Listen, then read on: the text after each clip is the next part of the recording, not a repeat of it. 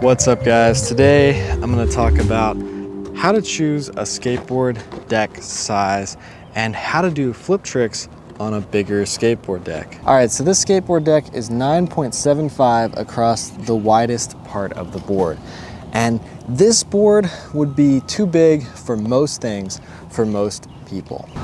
So a board like this is going to be for skating transition. It's longer and wider. My stance on this board is more stable. I feel locked in and secure. It's got good concave, good shape. And so if I'm skating ramps, I feel safe on a board like this. If I'm skating ramps, I like to have bigger wheels and wider trucks.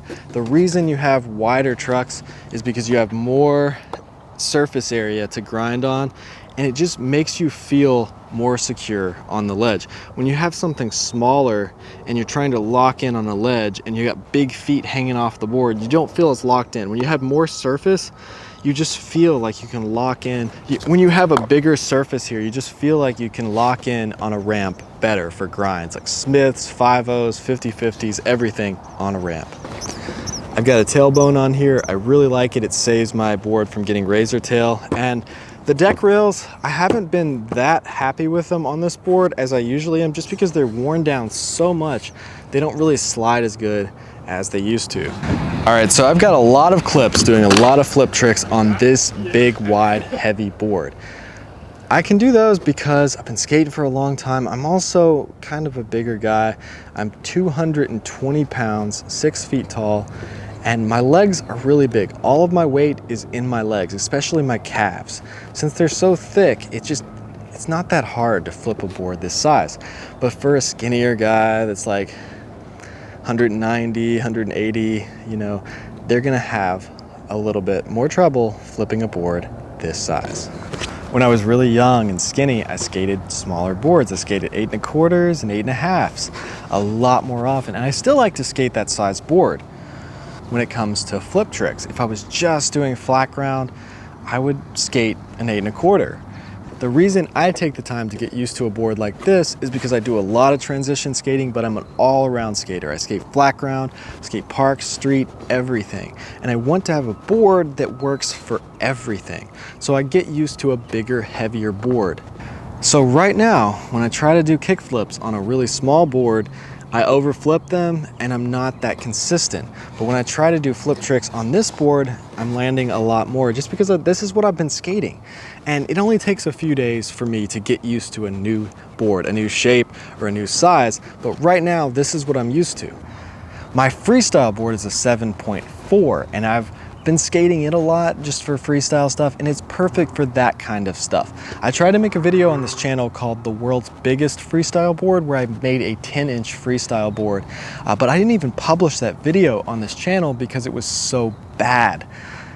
Big boards are not good for freestyle tricks. Freestyle tricks work with really small boards. The smaller the better on that.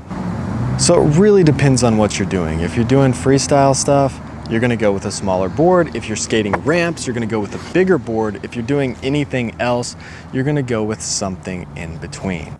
So for me personally, tray flips are easier to flick and spin and get the rotation on a smaller popsicle shaped board like an 8 1/4, but they're definitely easier to catch and land on a bigger board.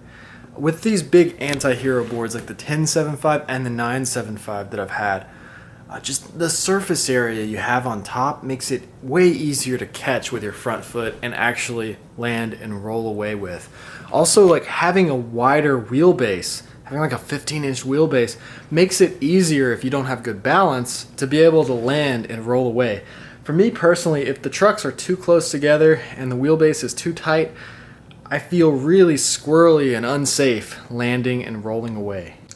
I don't want to have to do a pressure flip on a 9.75. I don't want to do a hard flip on it, because with tricks like that, you're really like pushing and flinging the board around, and you need like a light, nimble board, like a 7.5 or something like that. But certain tricks like tray flips and kick flips, I really like the bigger board. So we could say it's about your shoe size, but I think it's about more than that. I think it's about your height and your weight. Because if you're more muscular, you have bigger, thicker legs, you're going to be able to flick a bigger, heavier board. But if you're really small and scrawny, it's going to be a little bit harder for you to flick. but for anybody, it's gonna be easier to land on and balance on a bigger board.